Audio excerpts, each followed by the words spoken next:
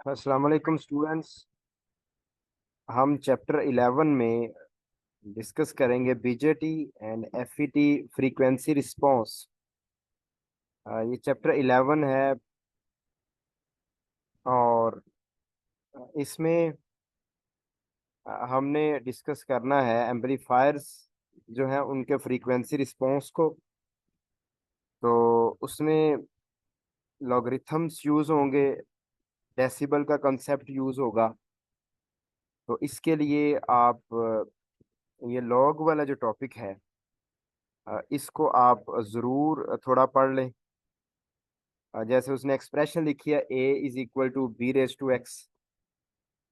तो लॉग की फॉर्म में लिखना हो तो आप x इसकी पावर जो x वो फाइंड करना चाहें तो वो इक्वल होगा लॉग a, और जो b है वो बेस में चली जाएगी। For example a is equal to b raise to x. b अगर 10 हो और x 2 हो तो आप यहाँ 10 लिखें और 2, तो आपके पास a आ जाएगा 100। और अगर x फाइंड करना हो आप तो log a base b, a की जगह पे 100 लिख दें। तो 100 का जो लॉग होता है वो 2 होता है। एक्चुअली तो आप 100 में 10 का स्केयर करेंगे, तो 10 का जो स्केयर है लॉग क्या करेगा, पावर को नीचे ले आएगा। तो 2 नीचे आ जाएगा, 2 लॉग 10 बनेगा, लॉग 10 1 होगा क्योंकि 10 बेस वाला लॉग है। तो इस तरह हम पार्स की फॉर्म में लिखेंगे। कोई भी हमें नंबर दिया जाएगा, जैसे ये 10,000 दिया गया, इसको 10 रेज टू एक्स की फॉर्म में लिख लेंगे। तो 10 रेज टू एक्स मतलब 10 रेज टू 4, तो 1 क्रॉस 10 रेज टू 4 बन जाएगा। तो इसका अगर आप x फाइंड करना चाहें लॉग लें, के पास आंसर 4 आ जाएगा। दो तरह का हो सकता है, एक को कॉमन लॉग कहते हैं, दूसरे को नेचुरल लॉग कहते हैं। कॉमन लॉग जो है उसकी बेस 10 होती है और जो नेचुरल लॉग है उसकी बेस e होती है, और e की वैल्यू 2.71828 आप जानते हैं। तो इनका रिलेशन भी है। जो नेचुरल लॉग है उसका कॉमन लॉग के साथ, जो नेचुरल लॉग है वो इक्वल होगा 2.3 टाइम्स द कॉमन लॉग। ऐसे ही आपको एग्जांपल दिया उसने, 10 रेज टू 6 का लॉग लेंगे तो 6 आ जाएगा। लॉग ई अगर हो तो e रेज टू 3 का तो 3 आ जाएगा। 10 रेज टू -2 का लॉग होगा तो -2 आ जाएगा। e रेज टू -1 का लॉग होगा तो उसका आंसर -1 होगा। एग्जाम्पल नंबर 11.2 में भी इस तरह आपको सिखाया गया है।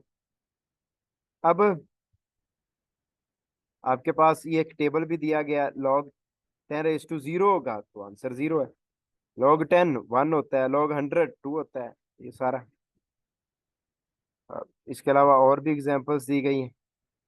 अगर डिवाइड हो रहा हो तो लॉग क्या करता है, माइनस में कन्वर्ट कर देता है, लॉग ए ओवर बी, लॉग ए माइनस लॉग बी। अगर मल्टीप्लाई हो रहा हो तो लॉग उसको नंबर्स को क्या करता है, ऐड समेशन में कन्वर्ट कर देता है, लॉग ए प्लस लॉग बी।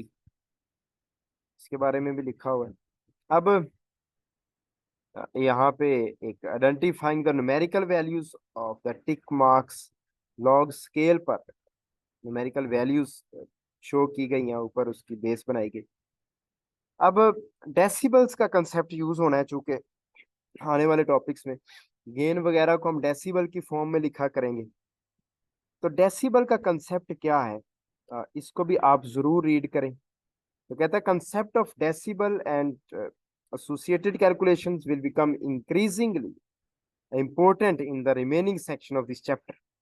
इस चैप्टर में यूज होंगे ये कॉन्सेप्ट्स। तो कहता है डेसिबल जो है, एक्चुअली डेसिबल जो है वो क्या करता है, वो पावर और ऑडियो लेवल्स के दरमियान रिलेशन बनाता है लॉगरिथमिक बेस के ऊपर। फॉर एग्जाम्पल कहता है अगर इंक्रीज करें पावर लेवल को 4 से 16 तक, 16 वाट तक, तो ऑडियो लेवल जो है अ, वो इस तरह इंक्रीज नहीं होता कि 16/4 करें तो 4 आंसर आए, डिवाइड कर दें। बल्कि वो ऑडियो लेवल तो 2 टाइम्स होता है, वो 2 से 4 तक जाएगा। तो अब आप इसको ऐसे लिख सकते हैं, 4 का स्क्वायर 16। कहता है अगर पावर चेंज ऑफ 4 से 64 तक, तो ऑडियो लेवल जो है वो 3 तक जाएगा sir, will increase by the factor of 3। जैसे वहां फैक्टर ऑफ 2 था, अब 4:3 करेंगे तो 64। ये जो ऊपर 3 आ रहा है, ये ऑडियो लेवल किस तरह इंक्रीज करेगा। आप लॉग ऑफ 64 फाइंड करेंगे तो आंसर 3 आएगा। ये जो 3 है ये ऑडियो लेवल में इंक्रीज है, 64 तक ये पार है। तो जो टर्म बेल है, तो वो बनाई गई है अलेक्जेंडर ग्राहम बेल के नाम से। स्टैंडर्डाइजेशन के लिए डेसिबल और बेल का कंसेप्ट हम यूज करते हैं। तो बेल जो है उसको हम डिफाइन कैसे करते हैं, इस फार्मूले से डिफाइन करते हैं। तो पावर लेवल्स का कंपैरिजन है सिर्फ, G is equal to log P2 over P1 bel. P2 over P1 powers हैं तो it was found however that the bell was too large a unit of measurement for practical purposes। तो bell जो है वो बहुत बड़ा unit है, तो छोटा यूनिट बनाया गया, उसको कहते हैं डेसिबल। 1 डेसिबल या 1 बेल जो होता है वो 10 डेसिबल्स के बराबर होता है। तो 10 डेसिबल्स मिलेंगे तो एक बेल बनेगा। तो अगर डेसिबल की फॉर्म में आपने उस इक्वेशन को लिखना है G डेसिबल, तो 10 साथ में आ जाएगा log P2 ओवर P1। तो इस इक्वेशन में 10 उसके साथ आ गया क्योंकि आप डेसिबल में लिख रहे हैं, क्योंकि एक बेल 10 डेसिबल होता है। इसके अलावा फिर आपको एक एग्जांपल देता है। ये इक्वेशन वो बना रहा है आपके पास G डेसिबल मिलीवाट में, तो 10 log of P2 over P1। P1 की उसने वैल्यू दी हुई है 1 मिलीवाट। 1 मिलीवाट पार हो तो आपके पास 600 ओहम रेजिस्टेंस होती है। ये एट 600 ओहम, तो आपको जो सिचुएशन दी गई हो तो उसको आप इस इक्वेशन की फॉर्म में लिख सकते हैं। इससे अगर आगे चले आप, पार आपको पता है V स्क्वायर ओवर R होती है, जो रजिस्टर में पार डिसिपेट होती है उसका फार्मूला था V स्क्वायर ओवर R। जैसे V1 स्क्वायर ओवर R आई, और जो P2 है वो आप कह लें V2 स्क्वायर ओवर R आई। अगर आप इनकी वैल्यूज लिख दें यहाँ पे, तो RI से RI कैंसिल हो जाएगा, तो V2 ओवर V1 का स्क्वायर बन गया। स्क्वायर 2 है, 2 नीचे आ जाएगा, लॉग क्या करेगा, पावर को नीचे उतार देगा, तो पावर नीचे आ गई। अब पावर नीचे आई है तो ये 20 हो गया, तो 20 log V2 ओवर V1, तो G डेसिबल आ गया 20 log V2 ओवर V1। तो ये इक्वेशन आगे यूज होगी आने वाले टॉपिक्स में, इसलिए हमने यहाँ पे इसको लिख लिया।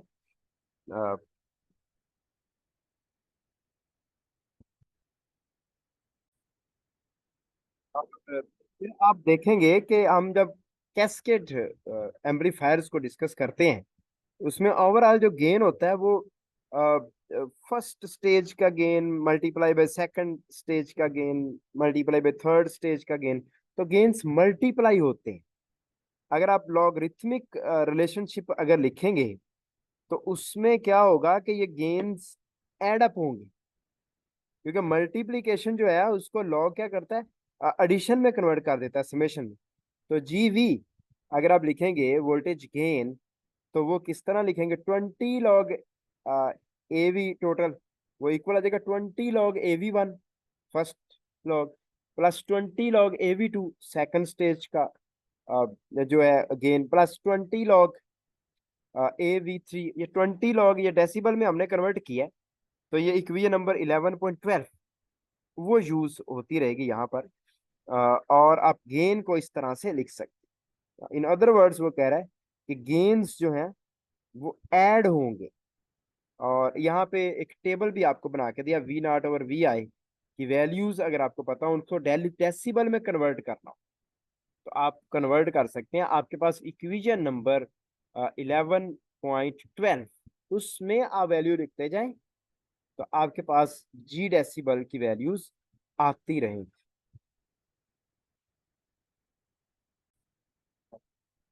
के साथ आपको यहाँ पर एक एग्जाम्पल भी दी गई है। आप example number 11.5, find the magnitude gain corresponding to decibel gain of 100। तो इसको आप सॉल्व करके आप गेन फाइंड कर सकते। अब इसके अलावा 11.6 को भी आप जरूर अटेम्प्ट करें। अल्लाह हाफिज।